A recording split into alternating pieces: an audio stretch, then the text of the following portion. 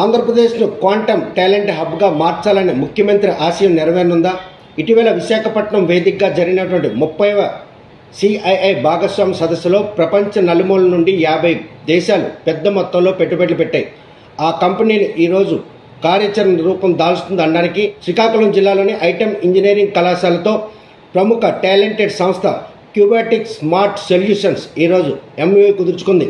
మొత్తం 50,000 మంది ఆసక్తి గల విద్యార్థులకు మాత్రం ఈరోజు ఆ క్యూబాటెక్లో మాత్రం శిక్షణ ఇచ్చేందుకు సంసిద్ధంగా ఉంది. 500 రూపాయల రుసుముతో వారు మాత్రం విద్యార్థులకు విద్యలోనూ పరిశోధించేందుకు అవకాశం కల్పించింది.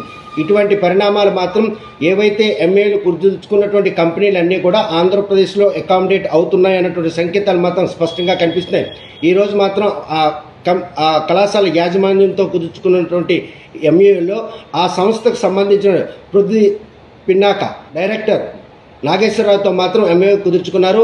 వచ్చే రోజుల్లో మాత్రం ఈ కళాశాలతో పాటు ఈ జిల్లాలోని కళాశాలకు సంబంధించిన ఆసక్తికర విద్యార్థులందరికీ కూడాను ఈ క్యూబాటెక్ సొల్యూషన్స్లో మాత్రం శిక్షణ ఇచ్చేందుకు ఆ సంస్థ కుదుర్చుకున్న ఒప్పందం వారికి ఉపాధి కల్పించడానికి ఎంతకో దోహదపడుతుందనడంలో ఎటువంటి అతిశయోక్తి లేదు. ఇది శ్రీకాకుళం జిల్లాకు సంబంధించిన సమాచారం.